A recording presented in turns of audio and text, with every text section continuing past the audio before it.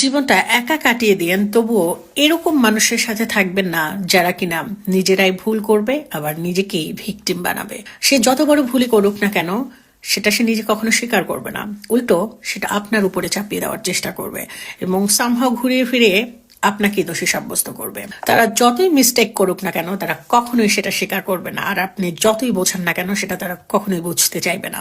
এই ধরনের দূষিত মানুষজন থেকে নিজেকে দূরে রাখাটাই ভালো।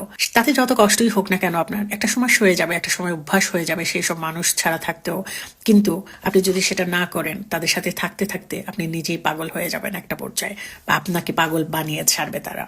যে তোমার নামে বদনাম করে শান্তি পাচ্ছে, তাকে তুমি বদনাম করতে দাও, কারণ বদনাম তো সেই করে যে তোমার সমতুল্য কখনোই হতে পারবে না। তোমার নামে ছোট বড় দুটো কথা বলে, তোমার নামে সমালোচনা করে সে জাস্ট তোমার সমকক্ষে পৌঁছানোর চেষ্টা করছে, বাট এই ধরনের ব্যর্থ চেষ্টা সবসময় ব্যর্থই হয়। সো তাকে তার মতো চলতে দাও।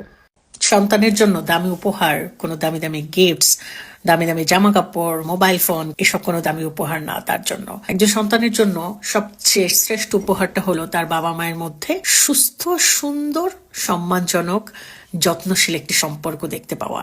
এর চেয়ে বড় কোনো উপহার তার জীবনে হতে পারে না। ও সবাই চেষ্টা করবেন সন্তানের সামনে একটি প্রেজেন্টেবল সম্পর্ক উপস্থাপন করতে। আপনাদের সম্পর্কের মধ্যে যদি ভালোবাসা, যত্ন, সম্মান এসব না থাকে, তাহলে ওই সন্তানকে আপনি যত দামি গিফটই দেন না কেন, তাকে আপনি খুশি করতে পারবেন না।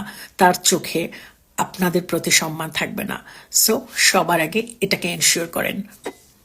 মানুষ পরের চোখে নিজে ভালো হওয়ার জন্য সবচেয়ে আপন মানুষদেরকে পরের চোখে খারাপ বানায়। এই ক্যারেক্টারটা আমাদের মধ্যে অনেক বেশি, যেটা একদমই হওয়া উচিত না। আমরা জীবন সঙ্গী বলতে কি বুঝি? যে আমাদের সারা জীবনের সঙ্গী, সে সারা জীবন পাশে থাকবে যতদিন সে বেঁচে থাকবে। কিন্তু কিছু কিছু জীবন সঙ্গী জীবনের সঙ্গী হয় না, বরং সে জীবনকে আরো বেশি নিঃসঙ্গ করে দেয়। কখনো কখনো আল্লাহ আমাদের জীবন থেকে কিছু মানুষকে দূরে সরিয়ে দেন, তবে সেটা আমাদের ভালোর জন্যই। আমরা হয়তো বা ওই মুহূর্তে এটা বুঝতে পারি না, কিন্তু যত দিন যায় ততই আমরা এটা বুঝতে পারি যে কেন আল্লাহ আমাদের জীবন থেকে তাদেরকে দূরে সরিয়ে নিয়েছেন। আমাদের সর্বোচ্চ ভালোটুকুর জন্যই আল্লাহ তাআলা সেটা করে থাকেন। যে যত্ন করতে জানে সে তার পায়ের জুতোটাকেও খুব সাবধানে যত্ন সহকারে রাখে, এবং সেই জুতোটা দেখলেই মনে হয় যে কি সুন্দর চকচকে, তাই না? মনে হয় এমনই থাকে, আসলে না, সে জুতোটার যত্ন নেয়।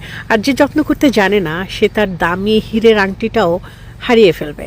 সো এরকমই, এটা ডিপেন্ড করে কোন মানুষটা কিভাবে ট্রিট করছে কাকে। যে মানুষটা এরকম খুব কেয়ারিং, খুব যত্নশীল, সবকিছুর মূল্য দিতে জানে, তার কাছে যত সস্তা জিনিসই হোক না কেন সেটা সে যত্ন সহকারে রাখবে।